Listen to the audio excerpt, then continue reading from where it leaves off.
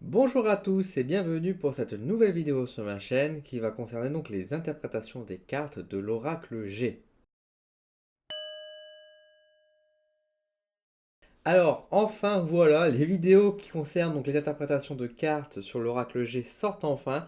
Merci de votre patience. Donc je vais vous présenter chaque carte de l'oracle G et vous donner mon interprétation, ou en tout cas une des interprétations possibles de ces cartes. Voilà, c'est la première vidéo. Je les ai rangées en plusieurs paquets, en plusieurs thèmes, on va dire entre guillemets. Et je vous ai présenté un petit peu mes ressentis, mon avis sur ces cartes et vous partager un peu mon opinion.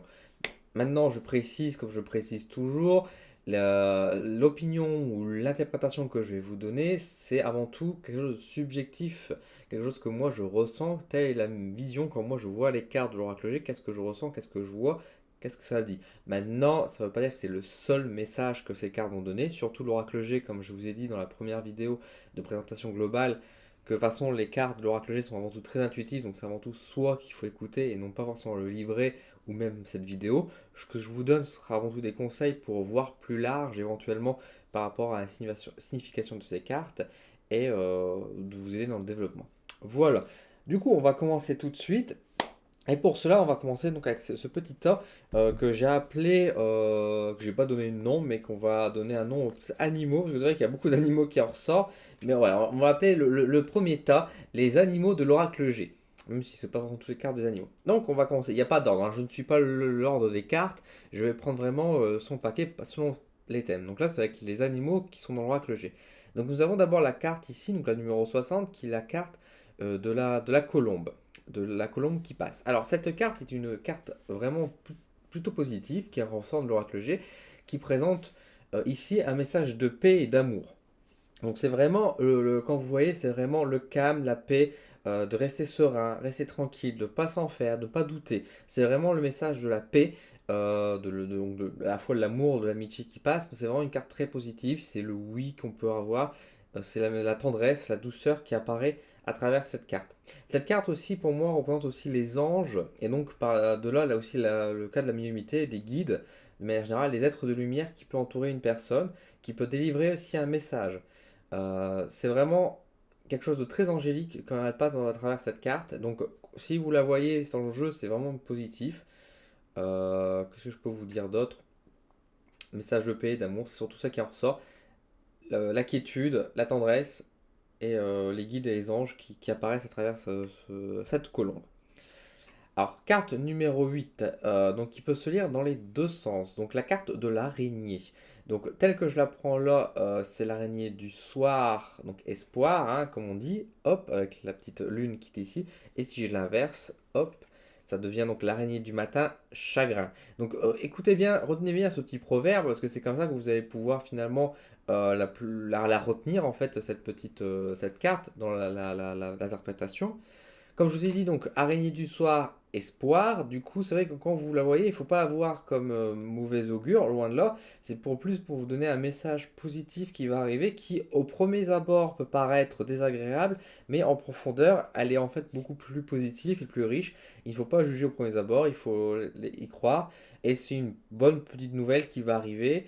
Euh, Dans un cas général. Après, bien sûr, il faut regarder bien sûr les cartes qui sont à côté, évidemment, hein. Il faut regarder les autres cartes qui l'entourent pour interpréter le message. Mais globalement, si vous l'avez dans ce sens-là, c'est vraiment de continuer à y croire et d'aller chercher un plus en profondeur au-delà des apparences. En revanche, si vous avez l'araignée du matin chagrin, effectivement, là, on aura plutôt un message de mauvaises nouvelles qui va arriver. Alors, c'est pas quelque chose de façon de très grave, tout dépend bien sûr des autres cartes qui vont entourer, mais c'est pas une carte qui malheur, c'est avant tout une carte de message, on va dire d'ambiance énergétique qu'il pourrait avoir dans la journée, par exemple. Donc, si vous faites un tirage le matin avec un oracle G, vous pourrez avoir à peu près la tendance qui va arriver, si ce sera plutôt joyeux ou si ce sera plutôt, on va dire, désagréable. Euh, c'est aussi par exemple sur les personnes pour savoir comment elle va se comporter. C'est plus, on va dire, selon la position de la carte, ça va donner plus l'allure, on va dire la météo entre guillemets de la personne, de l'allure et de son comportement qu'elle pourra tenir. Ensuite, la carte numéro 27, l'hirondelle. L'hirondelle du printemps, donc c'est une messagère. Quand vous voyez l'hirondelle apparaître dans le tirage, c'est pour vous dévoiler un message, porteur de bonnes nouvelles. Donc ça peut être à travers la correspondance, ça peut être à travers un email, ça peut être à travers un appel téléphonique, mais globalement, c'est avant tout un message, une messagère. C'est vraiment une personne, ça peut représenter bien sûr une personne qui vient délivrer un message, qui peut venir la donner la bonne nouvelle. En général, c'est plutôt une bonne nouvelle quand vous voyez la carte. Si vous n'avez pas d'autres cartes autour, vous avez juste l'hirondelle. En général, c'est un message de bonne nouvelle, de prospérité, de renaissance également.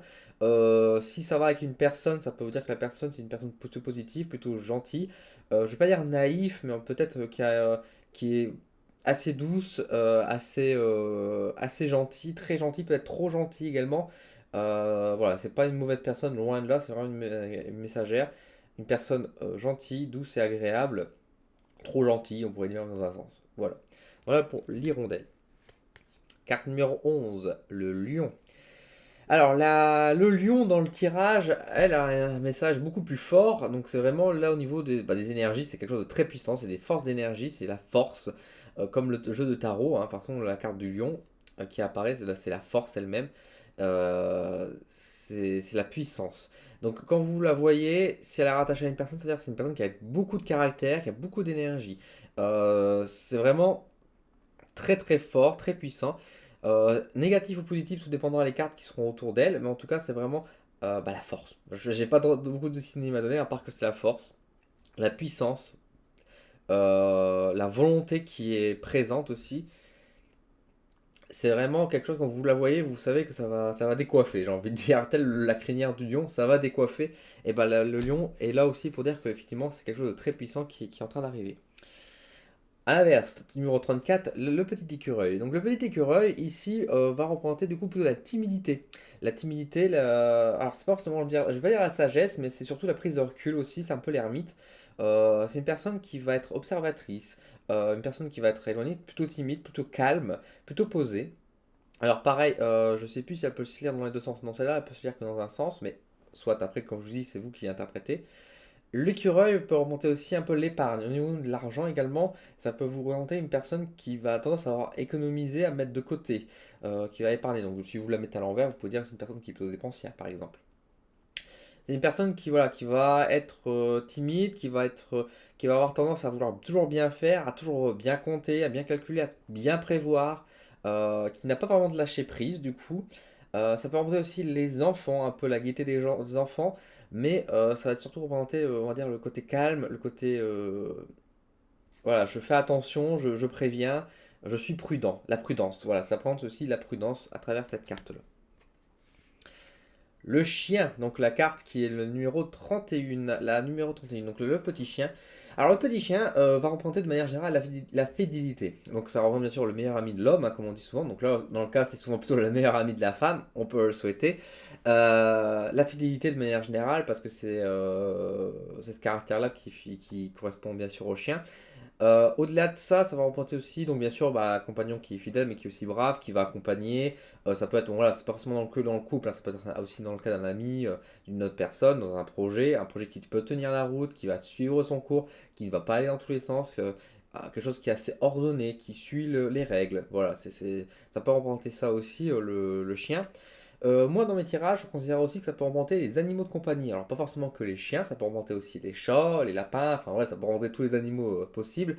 Mais moi, quand je la vois, selon l'association des cartes, je peux dire aussi que ça peut remonter là, un animal de compagnie. Et par exemple, si on a ça plus la carte de la santé, peut-être sur un vétérinaire, par exemple. Vous voyez, c'est des choses comme ça. Alors, bien sûr, c'est à creuser et voir avec votre intuition. Mais c'est vrai que cette carte-là, j'ai aussi cette interprétation-là. Ensuite, la numéro 38, c'est l'éléphant. Alors, l'éléphant, la carte de l'éléphant, ça remonte le soutien d'une personne. Alors, c'est souvent une personne qui est assez costaude. Alors, non pas forcément par la forme non plus, ça peut l'être, hein, bien sûr, ça peut être par rapport à la corpulence, j'ai envie de dire, mais au-delà de ça, surtout une personne qui a un certain pouvoir. Donc, ça peut être les directeurs, les PDG. Après, ça peut être des personnes un peu plus basses, on va dire, au niveau de la hiérarchie aussi, mais qui en tout cas ont un certain, certaines un certain pouvoir de manœuvre, j'ai envie de dire, qui sont capables de par leur nature, de leur poste ou de leurs émotions, enfin je sais pas, enfin en tout cas qui a la possibilité de vous aider à travers leur position, voilà, qui ont donc un soutien assez important. Donc, comme je dis souvent, ça représente le directeur, ça peut représenter aussi l'administration, mais du coup, on va dire l'administration qui va aider, qui est plutôt positif, hein, qui a la capacité de vous aider justement. Ça représente souvent une aide à la personne, avec l'éléphant qui tend la trompe. Mais dans un autre cas aussi, moi, comment je l'interprète aussi, bah, quand je la vois aussi, surtout dans les cas de couple, sont les cartes qui sont entourées, bien sûr. Bah, l'éléphant, on dit souvent, ça trompe énormément, et on voit la petite trompe qui passe, donc ça peut montrer aussi la tromperie. Voilà, tout simplement. Donc vous voyez qu'il faut aller un peu plus enfin, un peu plus loin, ou parfois simplement en fait en regardant la carte, ça peut montrer aussi un homme qui peut être volage. Voilà. Donc voilà pour les animaux de l'oracle G. On va passer maintenant à notre pile que j'ai parlé un peu plus, donc là qui est beaucoup plus courte, qui est plus, on va dire, émotion, euh, état d'esprit, état de pensée, on va dire dans ces cas-là. On va commencer tout de suite avec la carte numéro 14, qui représente donc justement les pensées.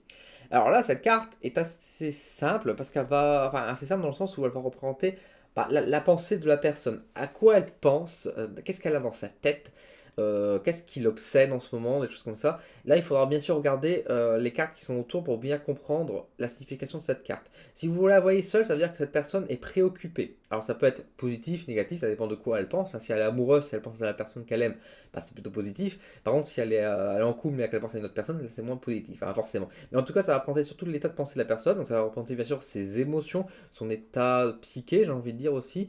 Euh, Dans le sens où si ça peut parler des dépressions, des choses comme ça, si ça touche bien sûr les cartes négatives autour, l'état mental de la personne sur l'instant. Donc ça reprend vraiment le mental, les idées de la personne à ce moment-là. Ensuite, nous avons la carte numéro 23, si j'arrive bien à lire, on a du mal à la lire, avec la bougie. Alors la bougie, c'est une carte un peu plus sombre, mais qui n'est pas dans l'apparence, mais qui n'est pas forcément noirceur quand on va l'interpréter. Parce que c'est une bougie, donc c'est une lumière dans les ténèbres. Donc c'est la prière. Donc c'est l'état de prière, donc ça peut représenter bien sûr la prière elle-même. Ça peut représenter dans un certain cas les deuils. Euh, En tout cas, plus que le deuil, ça va représenter plutôt la cérémonie et le recueillement. Ça va représenter la lumière qui chasse les ténèbres, donc ça peut représenter aussi l'espoir.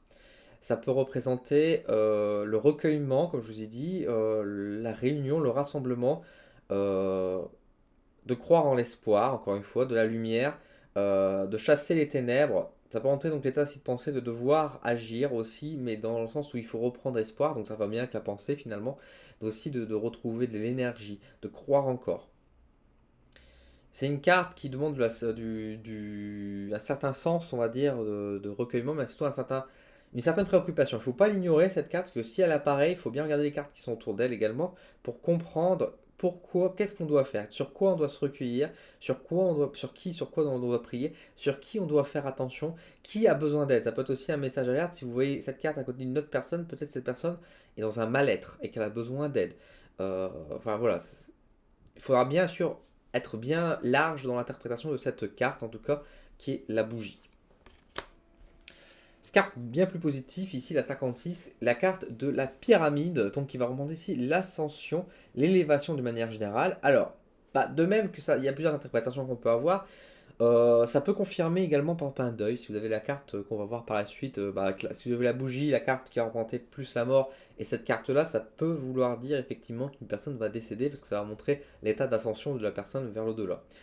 Au-delà de ça, ça va remonter, au-delà du deuil, ça remonte pas sur tout ça, ça va remonter surtout l'idée de montée, de l'élévation, de l'ascenseur, voilà, tout simplement. Donc ça peut montrer l'élévation sociale, bien sûr, donc l'élévation spirituelle, l'élévation bah, dans la hiérarchie aussi, dans le cadre professionnel, dans le couple aussi, une amélioration du couple. C'est l'évolution positive, de manière générale. Donc c'est vraiment l'idée de la pyramide qui monte, donc une meilleure rentrée d'argent, une meilleure des rencontres amoureuses aussi. Ça ne représente pas la rencontre elle-même, mais si la personne est célibataire et que vous voyez ça, on peut dire, ah bah sentimentalement, ça va aller mieux. Alors ça ne va pas dire qu'il y aura rencontre, mais ça voudra dire peut-être que la personne va mieux se comporter sur ses sentiments, sur sa personne, qui va peut-être s'enrichir, on va dire, au niveau de sa personnalité, et donc pouvoir donner plus d'occasion à l'amour d'apparaître dans sa vie.